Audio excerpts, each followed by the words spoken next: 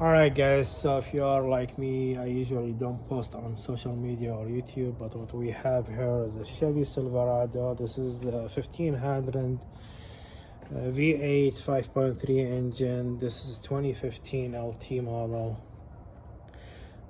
Took it to the dealer a couple of weeks ago. They said upper and lower oil pans are leaking. They wanted $1,717 to replace them. Honestly, if I knew then what I know now, how much work this is, I would just give it to the dealer and let them fix it if I have the money. It's Christmas time, money's tight a little bit, so I decided to take it on my own and replace what I thought the gaskets. However, we'll talk about this later. This is a very involved job, so be ready to have the tools for it, be ready to have the space to work on the car, be ready to have the car down for a couple days if you would. Starting from the top of the engine, basically we remove the oil cap, we remove the oil stick, we remove the valve plastic cover. To do that, we need to remove this air hose, whatever you want to call it, which attaches right here. You just press on this plastic and pop it out, both ends. Then I removed the oil stick housing by basically there is T15 right here. You open it, has some plate holding the oil stick housing, and you can just pull the oil stick housing off the oil pan. Actually, we'll look at this later if we can. For the oil pans, they are on the ground now. We took them off the car after we struggled with them. So you have a lower oil pan and an upper oil pan. So the crankshaft sits right in the top here. This gets attached to the engine block, and they don't use actually gasket anymore. They use the RTV on the sealant, hot glue, whatever you want to call it. And basically these are fused. This is fused to the engine block, and this fused to the upper oil pan. So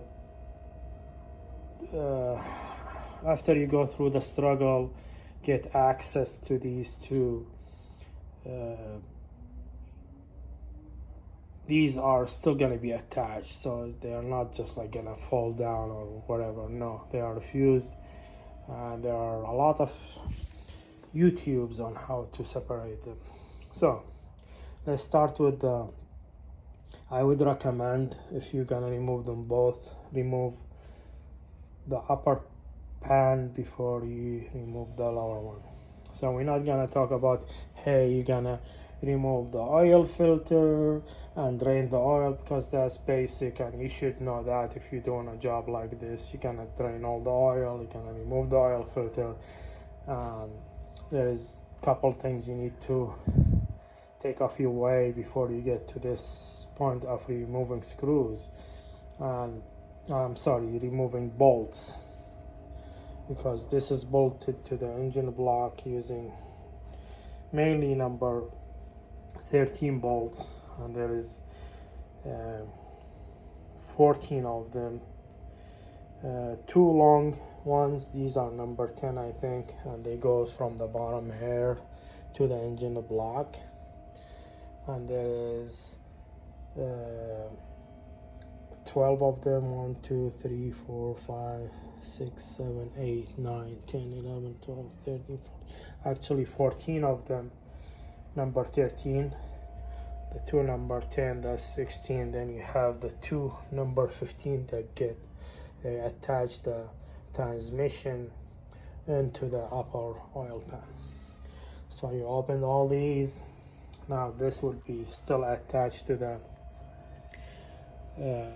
engine block, fused to it using the the basically the RTV, and to pop it out of place, there are a lot of smart people telling you to do different things. The only thing worked for me personally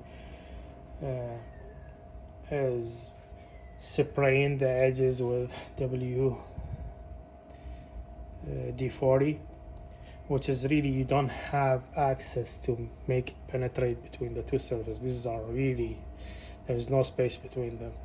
But I sprayed on the edge and I tapped it with a mallet, small mallet, like 20 taps, and it popped out really quick. This is after searching every other option. Do not use any screws, you don't want to scratch this. Do not use anything sharp, you don't want to scratch this. And to clean it, use like a toothbrush and a plastic potting knife, if you would, and just polish it with a cloth or something and keep it scratch free, basically. Same thing for the lower pan, 10, I think number 10 bolts attached to the upper pan, fused with the RTV. After you open all the bolts for the upper pan, remove the lower pan, open all bolts, number 10, then tap it a little bit. I did use flat screwdriver to pop it out. I should not done that. I think tapping it would be a safer option. Clean in the same way. Make sure you don't use anything sharp. Do not scratch it. Keep it clean. Use polishing cloth, toothbrush, whatever, and you should be good. We'll go under the car and I'll show you what we did to get to this point.